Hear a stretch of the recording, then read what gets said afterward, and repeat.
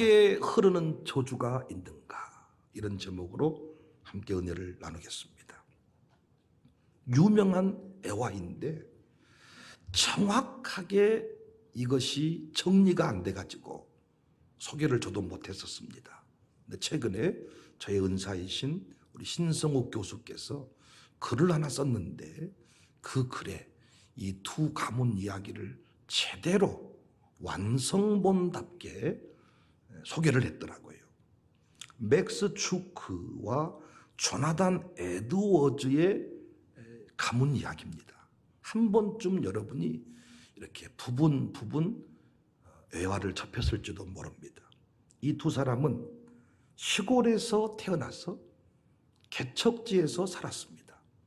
두 사람은 친구나 지인이 아닙니다. 그런데 우연찮게 교육학 박사가, 이 교육학 교수가 이 두 가문을 연구 비교하면서 알려지게 됐습니다. 맥스 주크라는 사람은 1720년경에 뉴욕주에서 태어난 네덜란드계 미국인이었습니다.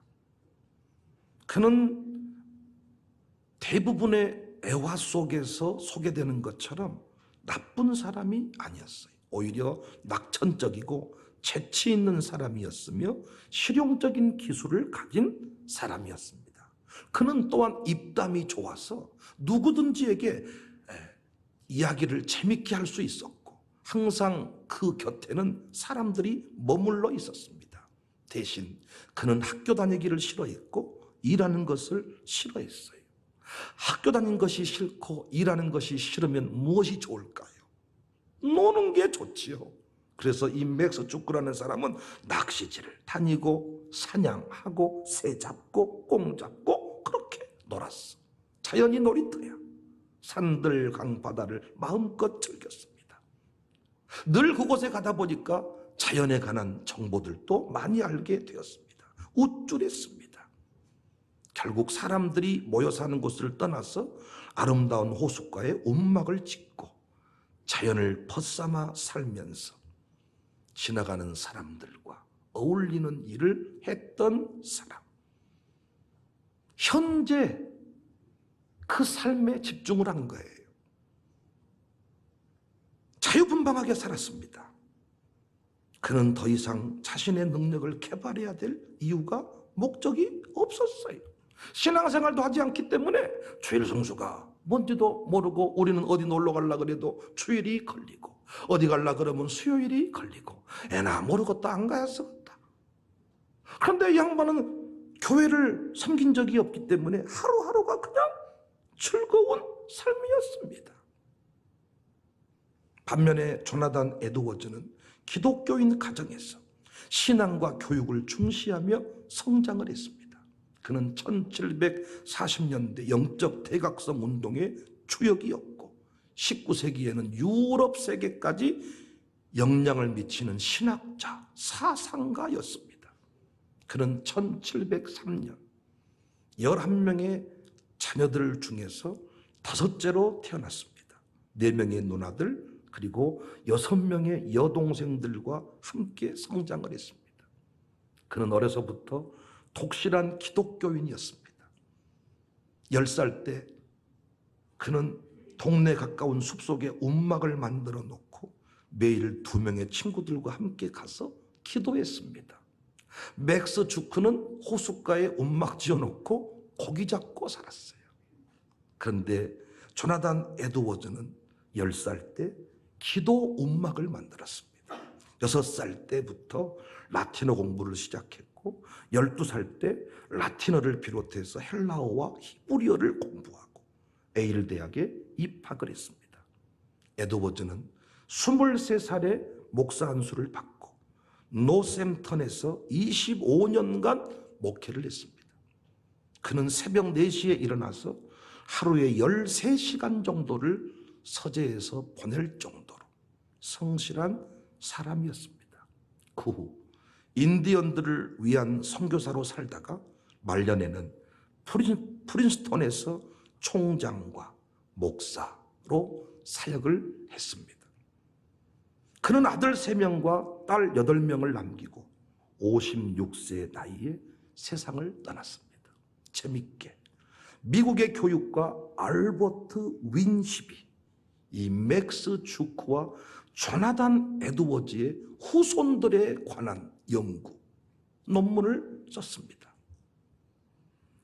우선 맥스 주크 후손 이야기입니다. 맥스 주크라고 하는 사람들, 이 사람 5대에 걸친 후손 560명과 그 후손들과 혼인관계를 맺은 169명을 포함해서 약 1200명 정도 되는 후손들의 행적이 이 연구 논문을 통해서 소개가 됐습니다.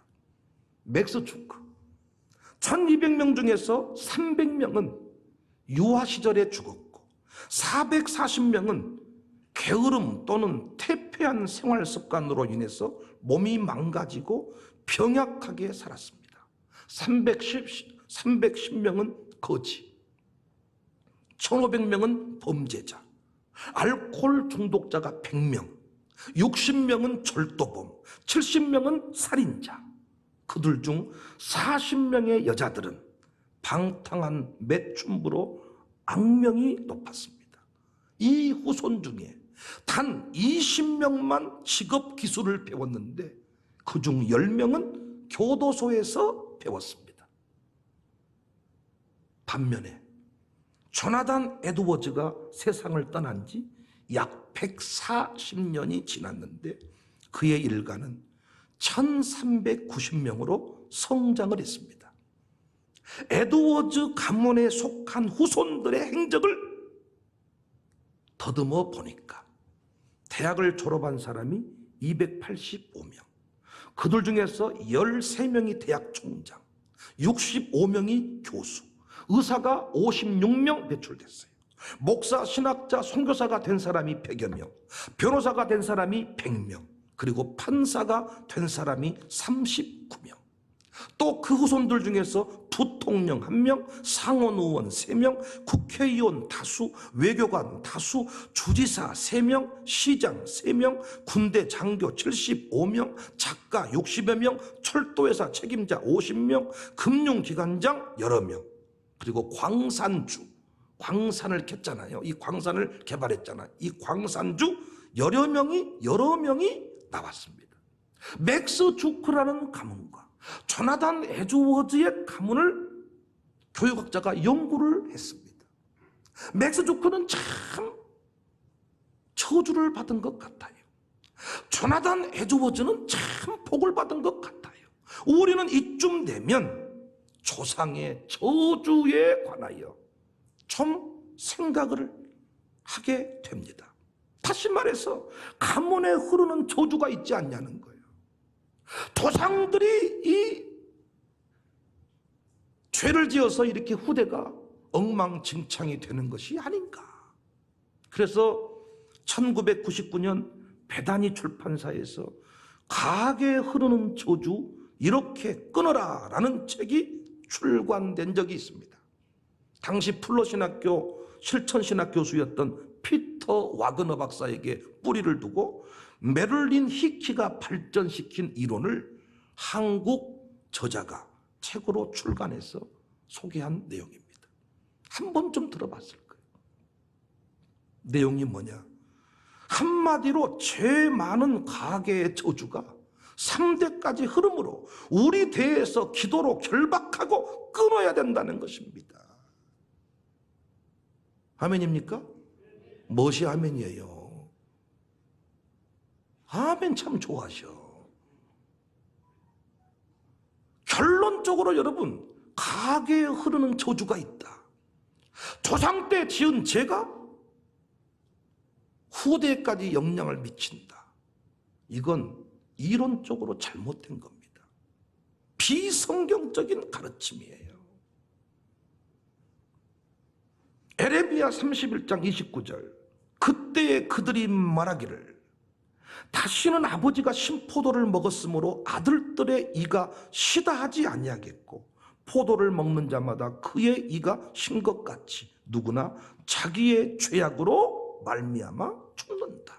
이건 이미 우리가 공부한 바 있는데 선조의 죄를 자식에게 물을 수 없다는 이야기입니다.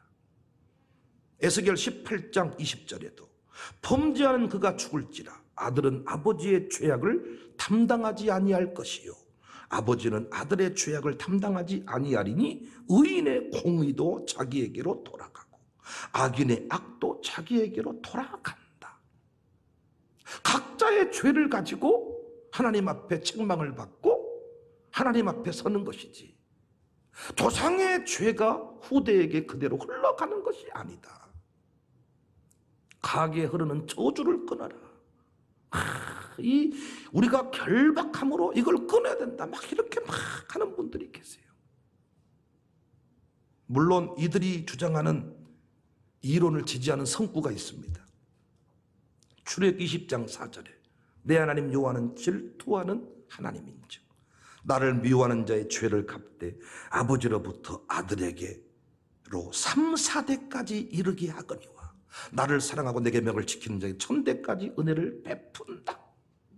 이 말씀을 들어가지고 3, 4대까지 막 저주가 흘러간다는 거예요. 우리 집구석이 안 풀리는 것은 몇 자리부터 잘못됐다는 거예요. 조상으로부터 올라가가지고 조상이 뭐 귀신을 안 섬겨 뭐 이런 거 해야 복잡한 일이 벌어져서 이제 나중에는 이제 귀신론이 나오기 시작하고 이제 할아버지 귀신, 아버지 귀신 막 들어오고 막. 사람이 죽으면 원한 맺힌 사연이 많은 사람은 절대로 죽으면 홀령이 돼가지고 지구를 떠돌다가 막 찾아오고 막. 이 귀신을 달래는 것이 막 푸닥거리고 구시고 이제 난리가 나고 이런 이론을 좋아하다 보니까 귀신론 하는 사람들이 한국교회를 막 다 좌우지한 거예요. 예수 그리스도의 십자가 사건을 염두에 두지 않고 하는 이야기들입니다. 아멘할 준비하세요. 이제 아멘 하시는 거예요. 예수 그리스도 안에 있는 자들은 더 이상 정죄함이 없습니다. 더는 종의 멍에를 지지 않도록 자유함을 줬다. 갈라디아서 5장 1절. 아버지가 무당이었던 엄니가 무당이었던 예수 안에 있는 자는 결코 정죄함이 없다. 진리가 너희를 자유케 한다. 요한복음 8장 36절. 만약에 여러분 예수 그리스도 안에서 자유함이 없다면 이 세상 역사를 주도하는 사람은 다 목사 아들이야 되겠네요. 무당 아들은 안 되지. 3, 4대까지 저주가 흘러가는데 감히 무당 아들이 설쳐? 목사 아들 앞에서? 말도 안 되는 거잖아요. 가문에 흐르는 저주가 있다면 엄니가 평생 무당짓거리 했으면 그 모든 죄값을 자식이 받는다는 거예요. 그래서 저주를 끊어야 된다. 귀신을 때려잡아야 된다는 거예요. 그래서 귀신론을 좋아하게 된 거예요.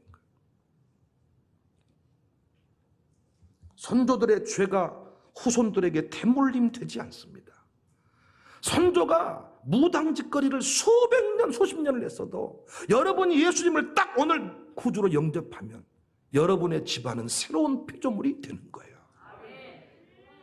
조금 전에 살폈던 맥스 주크와 에드워즈 가문 이야기는 어떻게 설명할 수가 있냐는 거예요.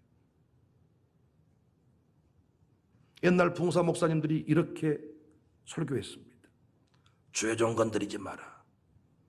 죄종을 대적하면 자녀들이 저주를 받는다. 이런 얘기 들어봤어요? 못 들어봤어요? 대답해봐요. 들어봤어요? 못 들어봤어요? 들어봤죠. 그런데 죄종 대적하는 자들이 저주를 받던가요? 예? 죄종 매가지 잡고 넥타이 잡고 흔들고 죄종한테 막 홍키파 뿌리고 막 본당파 교육감파 막 치열하게 싸우고 술 먹고 와가지고 목사한테 목사놈의 새끼 다 죽여버린다고 막 이렇게 하는 사람들이 저주를 받더냐고요. 어떤 목사님 밭딱 걸더라. 그렇게 목사한테 소리 지르고 나가다가 차에 탁 받아 즉사해버렸다는 거예요. 나는 못 봤어요 지금까지. 죄종을 대적하면 죄종 가슴에 대못을 박으면 자녀들이 저주를 받는다 그랬는데 저주를 받더냐고. 전라도 말로 쇠가 빠지더냐고. 그러면 부모님이 막 살아도 됩니까? 부모가 아무렇게나 살아도 이것이 과연 후대에 아무런 영향을 미치지 않습니까? 제가 분명히 말씀을 드렸어요. 예수님 믿는 순간 가문에 흐르는 저주는 끝난다. 선조들의 그 모든 직업, 술장사를 했든 마담을 했든 폭력배를 했든 살인자를 했든 예수님 믿는 순간 그 집안의 모든 역사는 단절이 되고 예수님 안에서 새로운 피조물이 된다. 그러면 선조들의 신앙이 후대에 아무런 영향을 미치지 않는가? 천만의 말씀입니다. 예수 그리스도의 대속으로 조상들의 죄나 죄의 대가가 후손들에게 대물림되는 것은 아니지만은 그들의 죄악된 모습을 보고 자란 자녀들이 다시 그 부끄러운 역사를 재현하는 것은 당연한 일이지 않겠냐고요. 저주가 흘러가는 것이 아니라 나쁜 습관이 흘러가는 것이겠죠. 죄종을 대적하는 부모님 밑에 자식 당장 쇠가 빠지면 좋겠지만 잘 살 때가 많아요. 그런데 결국은 그 집 후손 망합니다. 왜 망합니까? 저주가 흘러가서 망한 거예요? 말씀해 봐요. 저주가 흘러가서 망한 거예요? 아니죠. 그 집안에 나쁜 습관이 그대로 흘러간 거죠. 어떤 나쁜 습관? 교회를 대적하는 습관, 영적 멘토를 우습게 여기는 습관, 교회를 옮겨 다니는 습관. 신앙 전수는, 신앙의 형통은, 신앙의 번성은 이 땅에 주님의 핏값으로 세워진 교회를 통하지 않고는 불가능합니다. 지금 자꾸 비대면 예배가 확산되면서 교회론을 우습게 여기는 분이 계시는데 천만의 말씀이요. 부를 때는 한 사람 한 사람 불렀지만은 우리는 그 몸의 지체가 되었다. 모임이라는 것 자체가 교회론입니다. 교회론. 그런데 이 모임을 우습게 여기고 열받으면 교회를 욕하고 이미 조상이 지었던 죄의 역사는 단절이 되었지만 저주는 끝났지만 나쁜 습관은 그대로 흘러간다는 것입니다. 이 가문이 왜 이혼이 많냐? 저주를 받아서 이혼한 게 아니라 저주는 끝났어. 그러나 나쁜 습관이 보고 배운 대로 사니까 늘 술주정뱅이 아버지 밑에서 비틀대는 모습 보고 자란 자식, 어려운 일을 만나면 똑같이 그 일을 가는 거예요. 참 재밌는 것은 아버지가 이혼을 하면 자식도 심심하면 이혼한다 그래. 저주가 흘러가서 그러는 거예요? 아니, 우리 교회 안에서 일어나는 일이요. 그 저주가 안 끝나서 그러는 거예요? 아니죠. 저주는 다 끝났다니까요. 이미 우리는 천국 백성이 되었다니까요. 그런데 위기가 생겨나면, 문제가 생겨나면 부모님 어떻게 해결한 거예요? 서로 갈라선 거예요. 그래서 부부관계에 문제가 생기면 갈라서고자 하는 거예요.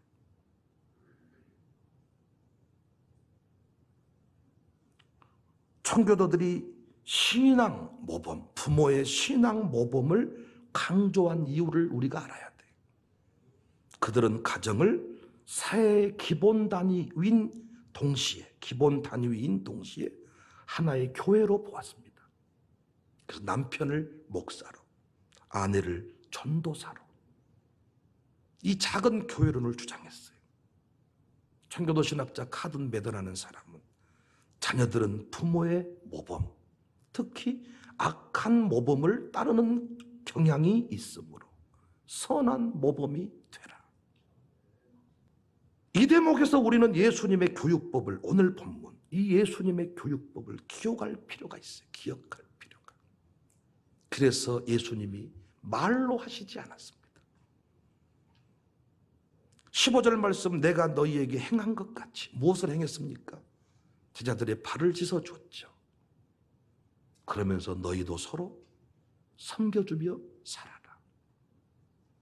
내가 너희에게 행한 것 같이 너희도 행하게 하려 하여 본을 보였다. 섬김의 본, 기도의 본 보이셨습니다. 이 시대의 기독교육이 한계가 뭘까요? 본이 없어요. 본이. 이 시대의 기독교육의 한계가 뭐냐? 장로님들과 권사님들과 믿음으로 승리한 선한 본보기가 되는 분들과 함께하지 않기 때문에 어떻게 남자가, 기독교인 남자가 어떻게 남자로 살아가는지를 배운 적이 없는 거예요. 본 적이 없어. 어떻게 믿음의 아버지 역할을 감당하는 것인지 배운 적이 없어. 내가 본 아버지는 열받으면 술 드시고, 내가 본 아버지는 열받으면 목매달아 버리고, 내가 본 아버지는 열받으면 부모님 패가지고 경찰서 가는 아버지 모습만 기억을 하는 거예요. 아니야 하지만은 놀랍게 기독교 신자로 살아가면서도 어느 날 그 아버지 모습을 똑같이, 심지어는 목사님 돼서도 자기 부인 패는 사람도 있습니다. 조주가 안 끝나서 그러는 거예요? 아니, 목사님쯤 됐는데 조주가 안 끝났어요? 아니, 또 말씀드려. 그 무당 자식은 조주가 흘러가니까 그렇다고 치지만 목사님, 장로님 아들들은 다 어떻게? 다 잘 돼야 될 거 아니냔 말이요. 총회 이모는 다 목사님 아들만 해야 쓰겠네, 다. 조주는 끝났어, 다. 그러나 여전히 뭐가 없어요? 선한 모범, 기도의 모범, 예배의 모범, 위기의 때, 지금 비대면 예배를 드리잖아요. 비대면 예배. 비대면 예배를 잘 드리면 이때 가족 구원 다 할 수 있어요. 비대면 예배 아니면 부모님의 신앙 모습을 확인할 길이 없잖아. 자식은 집에 있었고 부모님만 교회 갔으니까. 그런데 이때 어떻게? 불가피하게 집에서 예배를 드려야 되니까 누가 지켜보고 있어요? 자식이 지켜보고 있는 거예요, 지금. 위기의 때 어떻게 우리 어머니가 신앙관리를 하고 있는지, 우리 아버지가 과연 집사 맞는지, 집사는 위기의 때 어떻게 행동하는 것인지, 이것들을 잘만 보여주면 놀랍게 그가 교회 집사가 되잖아요. 그대로 한다니까, 그대로. 모태신앙이 무서운 게 지금은 모태 안 해 이러고 있단 말이에요. 그런데 놀라운 것은 나중에 불이 임하고 인생에 어떤 전환점이 생겨났을 때 신앙의 행동은 그 아버지 그 어머니처럼 똑같이 한다는 거예요. 똑같이. 그래서 우리가 함께 예배드리는 것이 너무나도 중요해요. 함께 장로님들과 권사님들과 함께 가정교회를 하는 게 너무나도 중요한 거예요. 왜? 우리 아버지 예수님을 안 믿어. 우리 어머니만 예수님을 믿어. 그런데 날마다 교회에 와서도 안 믿는 남편, 이 그룹들하고만 다 가정교회를 하고 소그룹을 하고 어울리는 거예요. 사람은 끼리끼리 놀게 돼 있습니다. 끼리끼리. 평생 내 자식에게는 남편의 역할을 교육할 수가 없는 거죠. 가슴에 새겨진 그림이 없이는 살 수가 없습니다. 새겨진 대로 가는 거예요. 본대로 가는 거예요. 나는 우리 아이들이 대표 기도할 때에도 그 안에 교회가 들어있는가, 그 안에 담임 목사님에 관한 고백이 들어있는 거 살펴봅니다. 그런데 틀림없어요. 부모가 교회밖에 모르고 주의종밖에 모르고 이 시대의 레이지파, 이 시대의 레인의 길을 걸어가는 사람은 틀림없이 그 집 아들, 딸들도 교회 제목이 똑같아. 그런데 그 역사가 없는 집은 없습니다. 목사가 없고 교회가 없는 거예요. 그림을 그려보면 그 안에 교회가 있고 목사가 있고 가정교회가 있어야 되는데 없어요, 없어. 지금도 가게에 흐르는 저주가 있다고 믿으시냐고요. 가게에 흐르는 저주는 없습니다. 그러나 흘러가는 나쁜 습관은 있습니다. 제가 하고 싶은 목회는 뭐냐? 광주 청사교회에서 믿음의 모델, 우리 장로님들, 우리 유성동 장로님이 처음에 기존줄이었지요. 그 장로님이 기존줄을 감당하니까 나머지 후배 장로님이 세워지면서 똑같이 그 장로처럼, 일대 장로님처럼 그대로 그 길을 걸어가는 거예요. 근데 보세요. 싸우는 교회 보면 계속 싸움이 반복이 되잖아요. 왜 그럴까요? 저주가 안 끝나서 그래요? 그 교회 뭐 터가 안 좋아서 그래요? 그게 아니죠. 장로는 저렇게 하는가 보다 나쁜 습관을 배운 거죠. 역할 모델, 롤 모델이 중요합니다. 저는 이번에 이틀 동안 이런 얘기 마음껏 하고 싶어요. 주일학교 교육 그러면 막연하게 9시부터 10시까지 그 예배 프로그램 참여하면 된다고 생각하는 거예요. 그게 아니라고요. 깨어있는 부모들은요, 어떻게든지 간에 신앙의 아름다운 가문의 그림을 보여주기 위해서 몸부림을 쳐야 되는 거야. 저는 기숙학교 반대합니다. 기숙학교를 하면요, 절대 믿음의 가문 못 이룬다고 저는 생각해요. 어떤 영어는 배우고 어떤 해외 유학은 갈지 모르지만은 이렇게 믿음 안에서 아버지 역할, 어머니 역할을 배운 적이 없어. 그 중요한 때에 떨어져 버렸으니까. 저는 유학을 가도 최소한 영어는 안 될지 모르지만 최소한 중학교 시절까지 여기서 보내고 고등부 정도 됐을 때 가도 그래도 그 위험한 거. 선교사님들 한계를 맺는 이유가 뭐 때문입니까? 그곳에 가서 신앙 지도를 잘해줘야 되는데 신앙 지도라는 게 뭐야? 성경 공부 프로그램 떼는 겁니까? 그게 아니고 선교사님 스스로가 다 가정을 올바른 가정을 이루고 사느냐, 난 이걸 보는 겁니다. 그리고 그 후대와 상처가 없이 잘 아물어졌느냐? 그래야 그 가문에 가야, 그래야 그 가정에 맡겨져야 그곳에서도 3년, 6년, 5년 교육받을 때, 유학할 때 어때? 바른 가정의 모습을 가슴에 새기고 돌아오지요. 가게 흐르는 저주는 없어요. 예수 안에 다 해결, 예수님 십자가에 다 저주를 다 끝장내버리신 것입니다. 나쁜 습관이 흘러가는 거예요. 우리 교회는 좋은 모범, 선한 모범 많이 보여주고 가르치는 교회가 될 수 있기를 주님의 이름으로